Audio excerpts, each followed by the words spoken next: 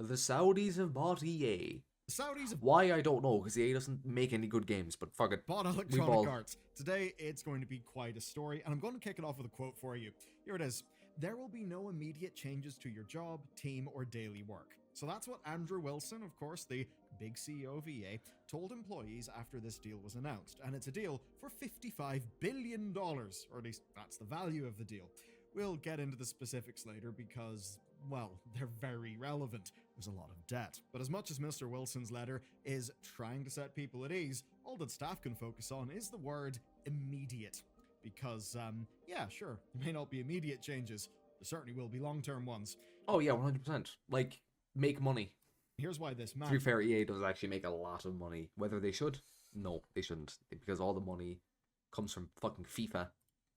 The games industry is being I hate redefined FIFA. right now, and here we see one of the largest publishers facing even more risk. And by risk, I mean all the greatest hits, layoffs, studio sell-offs, and all the regular things that come with terrible private equity owners doing the things that they do. Trying to make But out there's what actually games something those are, and I bigger can't here. even tell We've you. reached a point where whole governments think buying games companies is actually worth doing. That does mean at least that games kind of do matter in the global stage. Well, yeah, no shit. It's one of the biggest in the entertainment sectors on the planet. So maybe we have got the recognition we always wanted, just not in the way that we wanted. Let's talk acquisition then. So EA is being sold to We're private being recognized, but at what cost? investors for $55 billion. That means that it's leaving the public stock market and going into private hands. Now, in theory, this needs approval from Electronic Arts, shareholders, and regulators. Now, of course, the reality here is the former, the shareholders, are getting an extra 25% on the value of their shares. So basically, this is a good deal. They'll be fine. As for the latter, the regulators, well, they're not going to step in because who one of the buyers in this deal happens to be. We'll get to that shortly. Now, the deal should complete in early 2027 with likely no impacts until late 2026 at the earliest. For our coverage, this does change things though. As an example, EA's earning reports will no longer be public. That means we won't be able to scrutinize them, not unless, of course, there are leaks. Now, in the past, we've flagged that sports games caused EA's Christmas problems, not Dragon Age. That is quite simply because Wait, what? Global football experience to slow down as a result of EA rises. So look, the end of the fiscal year down. EA's opening net bookings outlook is now expected to update a range of 7 billion, 7.15 billion. 555 down from okay. because the scale at which their sports games operates is so vast that even the underperformance of Dragon Age just wouldn't really matter at all. Yeah, isn't it something like 65% of EA's revenue just comes from FIFA? You know what? I'm actually gonna look it up. Nothing compared to the football games having a little bit of a downturn. How We much caught them of trying to sell some EA's lovely AI game development tools to Lovely. their investors, and we'll come back to those shortly. But continuing with the deal, at least at the executive level, it seems that CEO FIFA Ultimate Team. Oh, this is in 2021. Do they have any more recent ones? It was 53% or $1.62 billion. Andrew Wilson will be keeping his job. Of course, with vested stock, he will likely pull. And it Pete looks like it's Parsons' only going parachute up. in just a few years. If you don't know what I mean by a Pete Parsons parachute, As in the amount of money it's making is only going up. I don't know if proportionally it's higher. well, that's kind of what the Bungie CEO did whenever he stepped down. Anyway, one of the buyers called him, quote, an extraordinary CEO who doubled revenue, nearly tripled EBITDA, and driven a five-fold increase in market cap during his tenure. And the thing is, that stuff's actually true. Even in spite of all of the things that would make you or I be a bit grumpy about EA, well, those financial results are ultimately the thing that in this context matters. Now, all of this is following years of speculation. You see, EA actually wanted a sale. Even Disney got floated as a buyer of the company, and we even suggested this might be the plan whenever EA restructured and split sports and entertainment into separate companies. I forgot about But, that. you know, when it goes I down never like even realized until like a month or two ago that it's actually separate companies. I just thought that they just did the thing that every fucking tech company does, where they just name every branch its own separate unique thing because it makes it seem bigger. this, being right doesn't exactly feel good. So, why do this now? Well, partially, the company has struggled to find new revenue. Spending in games is somewhat flatlined, and EA couldn't maintain momentum from releasing the best-selling sports game ever last year. Basically, college football did really good, but it's been Great. a tough act to follow. Okay, so, got a bit of background. Now you might be wondering, okay, they've sold to who? Who has got the money and the interest to buy one of gaming's biggest publishers? The answer is not who, it's actually whom. That being said, corporations aren't actually people, so what it is three companies. Three companies are buying EA, but in effect, it's two Is it governments. split between The most okay. simple part of this is Silver Lake. They're just a traditional private equity firm. So yeah, you can say the vultures are there. Of course they're there. They're always there. They've And they're the ones they've who been gave there for a that while. lovely quote about Andrew Wilson's success with EA and have allegedly wanted to make an offer since 2011. Now, they're going to be the, quote, large minority shareholder. That means under 50% ownership. But then we've got the more important groups, the people who have spearheaded this deal. According to the Financial Times' reporting, it is Jared Kushner's affinity partners. That, of course, is the same Jared Kushner who's the son of love, the current US president and former advisor to him. And he may Amazing. be why this deal is unlikely Nepotism, never heard of it. to face regulatory scrutiny. His private equity firm will hold about 5% of the new Electronic Arts, Okay. and this continues a pattern of US government-backed business leaders consolidating ownership of media with seemingly some of the old state approval, which is rather relevant because there are two states involved in this deal. The Saudi Public Investment Fund actually already held a 9.87% investment Not in EA. surprising. That actually made them the company's second largest investor. So now what we're seeing is them increase their stake to become the single largest owner. And they've actually by now invested in most of the games industry. And you might remember that. As an example, it was them who backed out of a deal with the Embracer Group, which then caused the collapse of that company and the selling off of loads of assets, closure of studios, and all those things we've covered in the channel. More recently, they've been in the news as the new majority owners of SNK, and that means they're behind the disastrous new Fatal Fury revival featuring the face What? of Cristiano Saudi Arabian Ronaldo. football. Cristiano Ronaldo. Sorry, that sentence, again, just, yes, Fatal Fury, Cristiano Ronaldo. Smash together. Profit. Of course, this came after SNK promised that the ownership, quote, doesn't affect us in any way. Okay. Yeah, sure, buddy. We can't If a company ever gets bought out, ever, in the history of anything, and they say, we won't change at all, that means they're going to change, and they're going to change a lot. They just might take their time with it. exactly see them blinking SOS at us through the words, can we? Now, this purchase, along with acquiring 50% of the EVO fighting game tournament, yep, FGC, you guys have been got as well, well, that consolidates their esports leagues into ES Faceit. And, well, they've done some fun things like hosting the laughably bad Esports World Cup. So yes, all of this I don't remember this. does raise worries, though they shouldn't be surprising, because this is just the Saudi private investment fund using the games industry for something that we call sports washing. And sports washing is a very simple practice, it's really a tale as old as time, where a country uses cultural events like sports to basically launder its reputation. Oh, Let's not yeah, think yeah, yeah. about all of the effective slave workers who may have died in the process. You know, thinking about mega That's not important. No. Want money? Money. projects and stadiums, You know and all what I mean? sorts of lovely bad things that get swept under the rug so that we can look at the Sports World Cup and be extremely excited. Which is just what they want. We're Of course, it's a sure reputation excited. they will want to launder because, well, there's the alleged murder of hostile press, things like a bit of ethnic cleansing of populations to clear spaces for new cities, or, you know, just the good old-fashioned human rights violations regarding things like freedom of speech, Human rights are just suggestions if you have enough money. rights, LGBT issues, and many, many other things. And of course now, they directly have a stake in Electronic Arts, while their ally in the US government has an indirect lever to pull. So putting all that together, yeah, no wonder staff are worried. But maybe they shouldn't be worried. Per CEO Andrew Wilson, this deal will, quote, enable the company to move faster and unlock new opportunities on a global stage. Very exciting stuff. Obviously, though, I don't really think staff are buying too much of it. He did tell them that there will be no, quote, immediate changes to your job, team, or daily work. He says, quote, the company's mission, values, and commitment to players and fans will remain unchanged. Obviously, though, people are skeptical of that word. immediate. Staff have spoken off the record to several outlets. They're talking about fears of the Saudi public investment fund's influence in projects, minority. Oh, they definitely will. If they completely, well, not completely, but if they cut out a lot of the unnecessary LGBTQ stuff, I'd actually be happy for it. Um, I don't know, it depends. Like, you can have gay characters, just don't make being gay their whole fucking personality.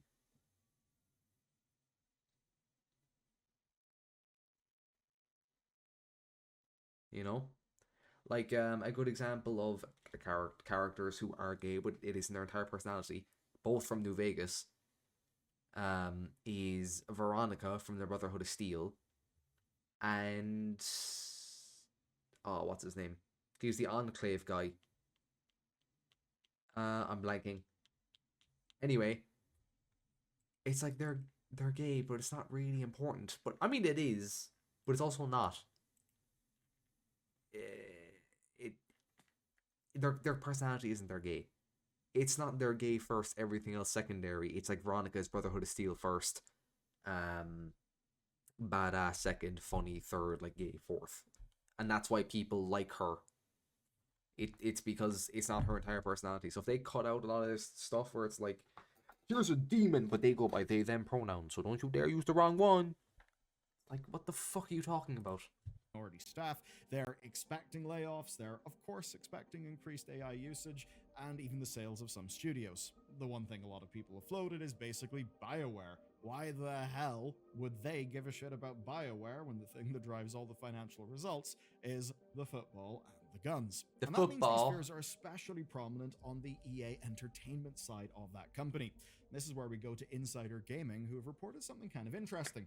That at one point in the past, EA did consider selling BioWare. Which I mean, is hardly a surprise. Of course, yeah, because BioWare was not doing well for a while. Is it doing well now? I don't remember. I don't know. Might sell off many studios and IPs that don't make money. Because here's the Oh thing. wow, the I'm shocked. Did not necessarily buy EA for EA Entertainment. You see, Silver Lake and the Saudi Public Investment Fund are already investors in many sports adjacent companies. They bought it so they can have control over IPs. Is my guess. That's not just football. It's also likes the UFC. Now, the expectation is that they will leverage... Kind of like how Amazon bought Twitch, not because they actually give a fuck about Twitch, but because they like the code, I think is what they bought it for. It's not for Twitch itself. They couldn't give a fuck about Twitch. Connections to give EA Sports even more opportunities. And that obviously pairs well with all the esports companies and events that are owned by the Saudi Public Investment Fund. This stuff will basically help their sports ambitions, or should I say, sports washing ambitions. And those ambitions may go beyond what we've seen today, because according to sources, they actually have plans to invest even more money in EA to make new acquisitions and just new deals. So essentially, they bought it for the sports, but they also think they can get far more profit out of EA. You know, cut the fact, enough of all that stupid creative shit, more football. No. Kinda. But of course, there's always room for this to go worse. And I've got to go back to our, of course, main man, Andrew Wilson. Running up to all of these, he was doing meetings, right? And they had a lot of showcasing of the potential of AI game development. And it seems that those things worked. And here's a quote for that. The new owners are betting artificial intelligence will fuel an entertainment boom and yield major corporate cost savings by reducing production expenses for games. So these groups think they can make more games, make games faster, and make them with fewer resources. And EA is essentially more games? Their by more games, they mean instead of getting one FIFA every year, you get 2 FIFAs a year. To prove that. Basically, and there'll be even EA less of a difference between them. For them. Now, whether they'll actually be able to do that is a different story. In many ways, Andrew Wilson's job is, shareholder returns. And that means that in many ways, he will be a corporate storyteller. It's his job to weave a narrative and sell it to investors. He may not even 100% believe in what he's saying. And I don't bring this up to try and tar and feather him. No. It's simply to say, or to highlight, the incentives that are involved here. Because this is a shitload of money. And if his job is to do well by shareholders, goddamn, those shareholders just picked up a 25% premium on their holdings. That's pretty good. But the downside is that within a few years, EA could kind of be killed.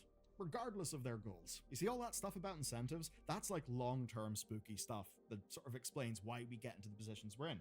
But this bit, this is the short-term spooky stuff. So, the three partners are only paying $35 billion for EA. The remaining $20 billion is why this is called a leveraged buyout. Ooh, I love leverage. Yep. So that money is coming from loans from JP Morgan Chase. So upon completion of the transaction, the loans will transfer to EA from their new parent companies. And what that will do is it will saddle EA with $20 billion in debt that it will need to pay off. Now, this debt has been rated as junk.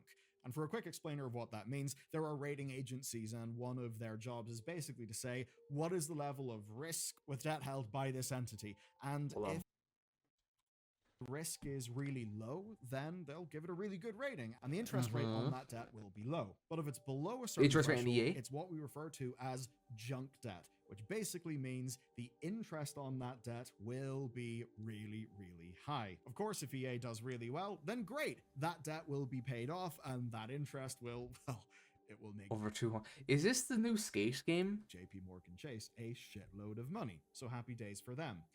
But obviously, it is $20 billion of high interest rate debt. Now, the way this works is that in an ideal world, the company will pay down the debt, it will become more profitable and worth more, and then the private investors will sell the company off or perhaps take the company public. Now, if they don't pay it off, then they default on the loans in exactly the same way as Toys R Us or Party City did in the US. The investors walk away and goodbye EA. Until either outcome, EA will be left with debt payments that will require staggering payouts every year. And to give you some context, in their last quarterly update, of course, quarterly update is the sort of thing they'll no longer have to make, EA predicted they would make an estimated profit of $795 million to $974 million this year. Fantastic news, but that would mean EA would effectively have to turn all of their profit into repayments, and then some. Because if your profit is near enough $1 billion a year, but, you know, this new debt is $20 billion, yeah, take a while to pay that off, couldn't it? So what do you think's going to happen? Are they going to run as is? No, they're not. They're going to have to cut their costs to increase their profits, or they will need to increase their profits by finding new revenue streams. That could mean more licensing deals for projects, like, say, Amazon's Mass Effect television show. Analysts suggested to Kotaku that this might mean EA will redouble their failed efforts on mobile games. But it is nearly guaranteed that EA will be continuing on their present path. They've already been making themselves appealing by cutting more than 1,000 jobs in the last 2 years. As they should. What's EA's single largest expense in their balance sheet? Well, EA? 34% of their revenue goes... I'm actually so fucking retarded. What's EA's biggest expense? EA. Oh. I'm not all there, boys. Leave me alone. On R&D for in-development games. It's the biggest cut, and it's the biggest risk. Community goodwill projects like rebuilding and re-releasing Command & Conquer source code are not likely to continue. New games are going to be very expensive, which is why, as an example, BioWare staff feel particularly threatened. Mass Effect's new game is years away, and maybe the television show's existence will save it, but many expect EA will have to sell off their riskier studios and IP, the non-sports ones that is, to meet the repayments of these loans. It's all quite brutal. Now, some see this as a silver lining, that effectively Electronic Arts' hoard of IP might end up going to people who will actually use it. Or that maybe the whole entertainment division if they actually start making games, I'm just saying, could even be sold. But looking back at the last decade of gaming, when has more consolidation actually solved anything? Like, really solved anything? And that's to say nothing of the fact that at the prices EA will need to sell, only the biggest players out there can afford it. So imagine Tencent buying EA Entertainment, or Xbox, or PlayStation.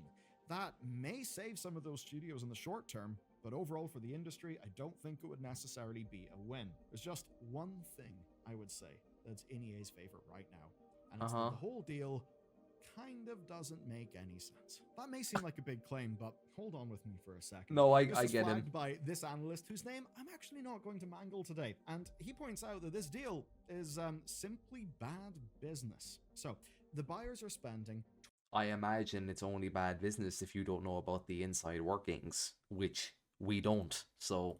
20% over the value of EA, and that is something that the financials can't really support, and that's why this loan is framed as being junk. The existing revenue streams at EA are stable, that's good, but anything new will be a risk. Cutting staff and reforming EA as a leaner, more efficient company would make sense if the plan was to flip it for cash. But the largest shareholder, the Saudis, aren't actually that type of investor. They're not just interested in the money. Obviously, they have other sources of money, and one of the reasons why they are piling all of that money into things like this, well, on the one hand, it's to generate goodwill for Saudi Arabia. It's also to try and diversify their economy so they won't be as fragile in the future. So that's one of the reasons why they'll want EA. And that is not necessarily aligned with, the best overall financial results at the end of the day, because for them, Yeah, I really doubt it's EA they want. It's something else. not all of the And EA just has it. value is strictly short Or term maybe if they buy EA, it'll be easier to get it. But it's very clearly not EA itself they want. financial. But that does at least create a few interesting Again, same with Amazon buying Twitch. They don't give a fuck about Twitch. It's not Twitch they want. It's what Twitch has. I mean, if they begin by cutting and firing people, if they demand changes to existing games, that won't be good press. Even if audiences don't like EA, we do know that some fans are protective. Fans of The Sims, fans of Mass Effect, they are viciously protective of those games. So we're now left in a very strange position. As noted by our analysts from earlier, they currently control one of the most profitable mobile games of all time, simply because they spent far too much money in Scopely and then kept spending to fund the dominance of Monopoly Go to make it the biggest game in the world. So yeah, they just love their monopoly apparently. But basically, it's not just financial dominance that they want here. It is cultural dominance. And now we just have to wait and see how they plan to achieve that with Electronic Arts, and just how much of that company they will even need to accomplish their goals, and therefore, well, what will happen to the bits that they don't need. Right now, I don't know, but taking a look at the last decade... I have a feeling there's going to be... Jesus Christ, why do I have so much time?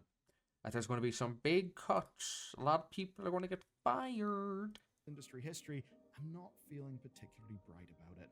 And, well, for a little touch of why things are not exactly bright at all levels of the industry, check this out about Dreamhaven. It's the company from Mike Morhaime, Blizzard co-founder, and they've not exactly had a great time lately. Every Blizzard founder can't survive. Even. Reading is hard, okay.